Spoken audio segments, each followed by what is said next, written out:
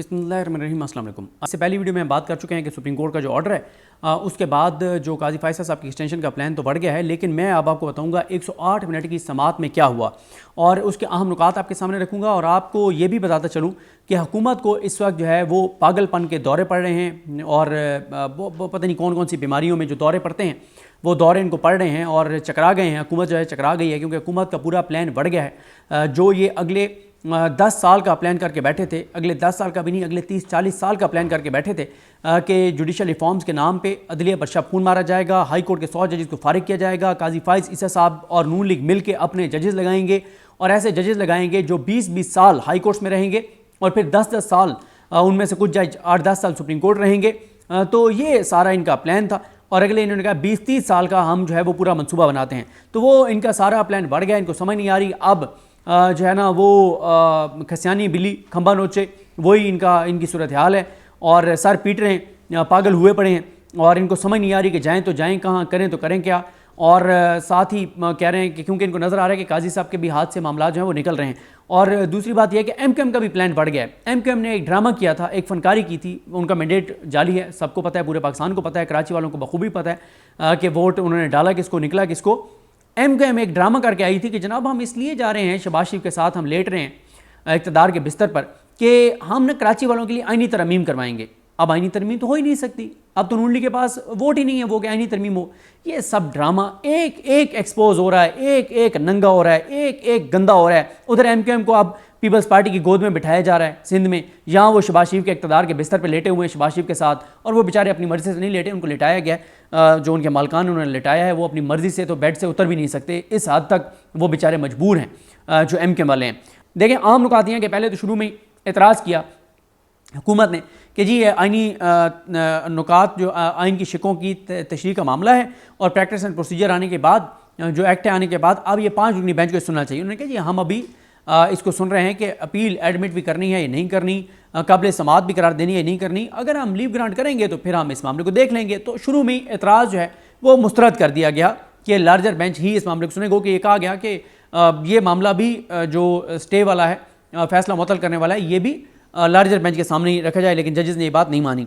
एक तो फैसल सिद्दीकी साहब ने बताया कि इसलिए सुन्नी इत्तेहाद कौंसिल ने क्योंकि इंतखाबात में हिस्सा नहीं लिया था, इसलिए उसने मखसूस नशिस्तों की अलाटमेंट के हवाले से कोई फहरिस्त इलेक्शन कमीशन के पास जमा नहीं करवाई थी, क्योंकि इलेक्शन कमीशन कहता है कि उन्होंने लिस्ट जमा नहीं कराई। तो उन्होंने बताया कि सुन्नी इत्तेहाद कौंसिल ने इलेक्शन ही नहीं लड़ा था, इलेक्शन तो पीटीआई के लोगों ने लड़ा था और पीटीआई के लोग जो हैं वो आज़ाद, उनको डिक्लेयर कर दिया गया और उसके बाद फिर ज़ाहिर है वो सारे सुन्नी इत्तेहाद कौंसिल में शामिल हुए।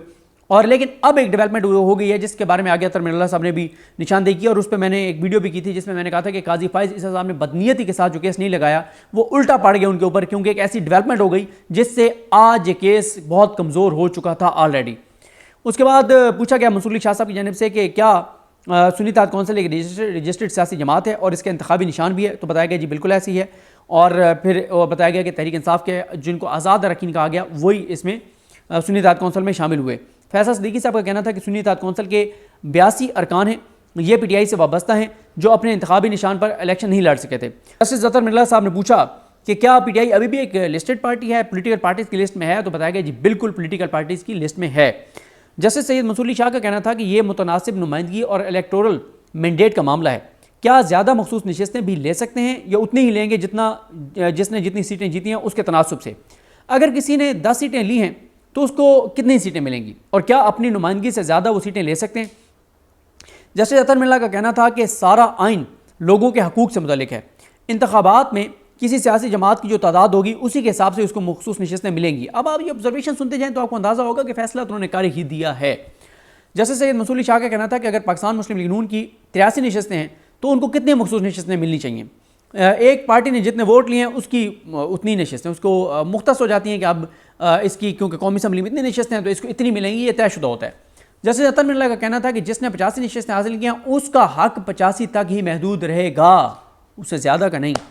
जस्टिस मोहम्मद अली मज़हर का कहना था कि क्या आइन में लिखा है कि मखसूस नशिस्तें दूसरों में बांट दें। फैसल सिद्दीकी का कहना था कि लोगों को जनरल इलेक्शन में 4 सीटें मिली और उन्हें 10 मखसूस नशिस्तें दे दी गई, ये हो क्या रहा है। फैसल सिद्दीकी का कहना था कि सुन्नी इत्तेहाद कौंसिल की कौमी असम्बली की 23 मखसूस नशिस्तें बनती हैं।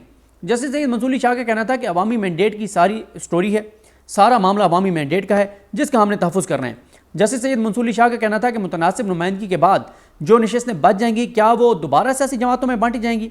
जस्टिस अतर मिल्ला का कहना था कि कानून में कहाँ लिखा है कि अगर इंतखाबी निशान नहीं मिलता तो वो बतौर सियासी जमात इलेक्शन नहीं लड़ सकती, वो सियासी जमात बतौर जमात इलेक्शन नहीं लड़ सकती। ये बहुत इंपॉर्टेंट है, क्योंकि यहाँ पे रुक के मैं थोड़ी सी आपको बता दूँ कि जब पीटीआई के उम्मीदवारों को बल्ला रात को ले लिया गया और इनको आज़ाद डिक्लेयर कर दिया गया, तो उसके बाद सलमान राजा साहब ये मामला लाहौर कोर्ट लेकर गए थे, फिर इलेक्शन कमीशन गए, फिर सुप्रीम कोर्ट आए और काजी साहब ने आज तक वो केस नहीं लगाया जिसमें उन्होंने कहा था कि हमने कागजात नामजदगी पर लिखा है कि हमारा तल्लुक पीटीआई से है, लिहाजा में पीटीआई का उम्मीदवार ही डिक्लेयर किया जाए। ठीक है, हमारे पास निशान मुख्तलिफ हैं लेकिन हम पीटीआई के उम्मीदवार हैं, ये कह रहे हैं अतर मिल्ला साहब। जस्टिस सैयद मंसूर अली शाह का कहना था कि क्या, उन्होंने पूछा कि किसी हाई कोर्ट में ये मामला ज़ेर इल्तवा है, तो बताया कि किसी सिंध हाई कोर्ट में ये मामला ज़ेर इल्तवा है। जस्टिस अतर मिल्ला का कहना था कि अगर इलेक्शन कमीशन ने खुद सुन्नी इत्तेहाद कौंसिल को बतौर पार्टी तस्लीम कर लिया है तो फिर उनके अपने मौक़िफ़ में तज़ाद है। ये बड़ी इंपॉर्टेंट बात है। अब क्योंकि ये ज़मीनी इंतखाबात 21 अप्रैल को हुए और फैसल अमीन गंडापुर साहब जो हैं वो सुन्नी इत्तेहाद कौंसिल के टिकट पे जीते, तो सुन्नी इत्तेहाद कौंसिल के पास क्योंकि अब निशान मौजूद है तो अब तो इलेक्शन कमीशन ने उनको पार्लिमानी पार्टी मान लिया है। तो यही बात अतर मिल्ला साहब कह रहे हैं, ये वो पॉइंट है जो काजी फैसल साहब केस नहीं लगा रहे थे, बदनीयती पे मबनी जो बाज़ाहिर नजर आ रहा था, लेकिन इस दौरान ये डेवलपमेंट हो गई कि 21 अप्रैल को तहरीक इंसाफ एक नशिस्त जीत गई सुन्नी इत्तेहाद कौंसिल के प्लेटफॉर्म से, बाकी हरा दिया गया। एक नशिस्त उनके पास आने से इलेक्शन कमीशन ने उनको एक पार्लिमानी पार्टी एक्सेप्ट कर लिया। जस्टिस अतर मिल्ला का कहना था कि इलेक्शन कमीशन के एक मेंबर ने इख्तिलाफी नोट लिखा कि दूसरी जमातों में ये नशिस्तें नहीं बांटी जा सकती। जस्टिस सैयद मंसूर अली शाह का कहना था कि खाली का मतलब ये तो नहीं कि किसी का मैंडेट किसी दूसरे को दे दें। जस्टिस अतर मिल्ला का कहना था कि एक बड़ी सियासी जमात को इंतखाबी निशान से महरूम किया गया, इसके बावजूद वो इंतखाब में हिस्सा ले सकती है, जिसकी जितनी नुमाइंदगी है उसको उतनी मखसूस नशिस्तें मिलेंगी। अतर मिल्ला साहब ने वाज़ेह तौर पर काजी फैसल साहब के फैसले को क्रिटिसाइज़ किया जो उन्होंने बल्ला वापस लिया था 13 जनवरी को। तो उन्होंने कहा कि एक बड़ी सियासी जमात से पहली बार इस तरह से इंतखाबी निशान वापस लिया गया। जस्टिस सैयद मंसूर अली शाह का कहना था कि जो 23 मखसूस नशिस्तें सुन्नी इत्तेहाद कौंसिल को आनी थी वो कैसे तकसीम हुई। फैसल सिद्दीकी का कहना था कि जमीयत उलमा इस्लाम फे को खैबर पख्तूनख्वा असम्बली में 7 जनरल नशिस्तें थीं। ये बड़े इंटरेस्टिंग है सुनने वाला कि KPK में खैबर पख्तूनख्वा में 7 जनरल नशिस्तें थीं, किसकी, मौलाना फजल रहमान साहब की, उनको 10 मखसूस नशिस्तें अलाट कर दी गई। 7 जीती हैं उन्होंने MPs KPK में और 10 उनको मखसूस नशिस्तें मिल गई KPK में। पाकिस्तान पीपल्स पार्टी ने 4 जनरल नशिस्तें जीती तो उनको 6 मखसूस नशिस्तें अलाट कर दी गई। नून लीग ने 5 जनरल नशिस्तें जीती तो उनको 8 मखसूस नशिस्तें अलाट कर दी गई। ये खिलवाड़ किया गया पाकिस्तान के साथ, पाकिस्तान के आइन और कानून के साथ। जस्टिस सैयद मंसूर अली शाह का कहना था कि जिसको मैंडेट दिया गया उसका मैंडेट पार्लियामेंट में शो होना चाहिए। जस्टिस सैयद मंसूर अली शाह का कहना था कि उन्होंने कहा कि मुद्दा अलैहान जो है वो रोशना पर आएँ, और मंसूर अली शाह साहब का कहना था कि जिसको मैंडेट मिला है वो पार्लियामेंट में रिफ्लेक्ट होना चाहिए। और क्योंकि उन्होंने मलिक जावेद इकबाल वैंस साहब ने कहा, जो एडिशनल अटॉर्नी जनरल हैं, उन्होंने कहा कि वफाक को दरखास्तों में पार्टी नहीं बनाया गया, और मंसूर अली शाह साहब ने इस्तफसार किया कि क्या इलेक्शन कमीशन वाले आए हैं, तो फिर बताया गया कि वो नहीं है, उनको बुलाया गया था, इसलिए फिर ब्रेक भी हुई थी। जैसे मंसूर अली शाह का कहना था कि मौसर नुमाइंदगी या किसी और वजह से आज़ाद अरकान ने सियासी जमात में शिरकत की, आइन का बुनियादी सवाल है कि मुतनासिब नुमाइंदगी वाक़ई हुई है कि नहीं।